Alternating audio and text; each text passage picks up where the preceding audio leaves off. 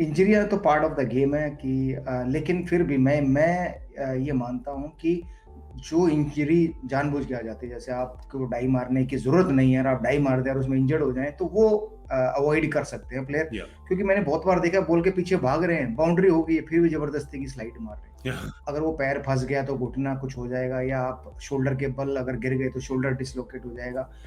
तो मेरे को 2002 में ऐसा हुआ था, मेरा लेफ्ट शोल्डर डिस्लोकेट हुआ था। या मैं शॉर्ट मिड में खड़ा होके कैच पकड़ रहा था और पैर डाई मारी और शोल्डर पे गिरा और डिस्लोकेट हो गया। तो मैंने लगभग 5 से 7 टेस्ट मैच मिस किए।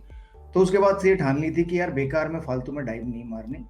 4 रन अगर जाने दूँगा तो 10 रन ज़्यादा बना सकता हूँ अगर फिट रहा तो या और 10 मैच ज़्यादा खेल सकता हूँ। तो मेरे ख्याल से वो चीज़ें वो अवॉइड की जा सकती है। मतलब बाउंड्री लाइन के पास जो ज़बरदस्ती या प्लेयर गिरते हैं या डाइव मारते हैं ना, वो अवॉइड कर ले तो शायद इतनी इंजरीज़ ना हो। मुझे आपकी इंजरी बिल्कुल याद है, वो मेरे को नज़ारा भी याद है। मुझे याद है कि मैं राकेश अंकल के घर बैठा था, ग्रीन पार्क में, मेन रोड पे रहते थे वो, वहाँ पे बैठा था, मैं देख रहा था। उन्होंने कहा अरे यार ये क्या हो गया।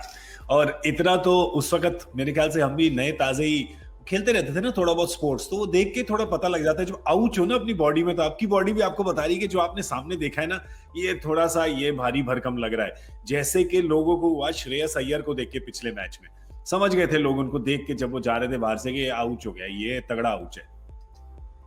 और इतना तगड़ा है कि वो मतलब अगर सर्जरी हुई तो मतलब लगभग 6 महीने चले गए उनके। या तो क्योंकि एक बार सर्जरी होती है तो मिनिमम डॉक्टर ही खुद 6 से 8 हफ्ते कहता है, लेकिन डॉक्टर वो नॉर्मल आदमी के लिए 6 से 8 हफ्ते कहता है। या स्पोर्ट्समैन के लिए वो 6 से 8 हफ्ते नहीं होते, वो 3 से 4 महीने हो जाते हैं। तो 2 महीने की बजाय अगर 8 हफ्ते की बात करें तो 2 महीने का टाइम है। लेकिन एक्चुअली आपको ग्राउंड में आने में, आपको बैटिंग करने में, थ्रो मारने में, फिटनेस देने में, उसमें कम से कम 4 महीने, 5 महीने चले जाते हैं। क्योंकि मेरे साथ तो 1 नहीं 2-3 सर्जरियाँ हुई है। 2 बार तो शोल्डर की हुई है, उनका रिहैब करते-करते या डॉक्टर ने कहा आप 8 हफ्ते में बड़े आराम से खेल लेंगे, तो मैंने सर्जरी करा ली, लेकिन 8 हफ्ते बाद हाथ भी ऊपर नहीं जा रहा था। या तो क्योंकि वो स्कार टिश्यूज़ जम जाते हैं, उनको ठीक करना पड़ता है, स्ट्रेंथ बहुत वीक हो जाती है आपकी, तो स्ट्रेंथ लानी पड़ती है वापस, तो उसमें समय लगता है।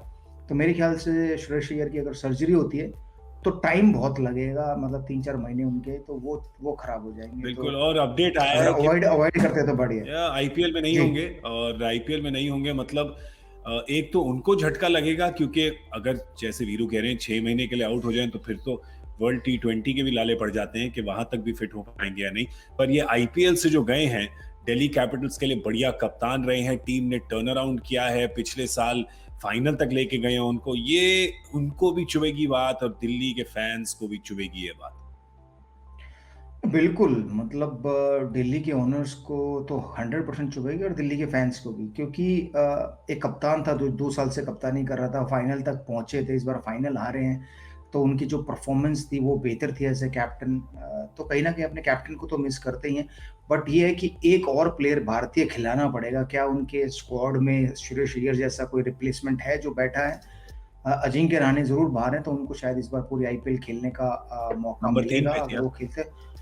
हाँ, तो हो भी ये भी सकता है कि शायद वो कप्तानी करते हुए भी नज़र आएँ। तो कभी-कभी ब्लेस डिसगाइजिंग हो जाता है कि ब्लेसिंग डिसगाइज़ हो जाता है कि आपका एक फ़ोर्स इंजरी हुई, दूसरा कोई प्लेयर आया, उसने कप्तानी भी की, उसने परफ़ॉर्मेंस भी की और आपको आईपीएल भी जिता दी।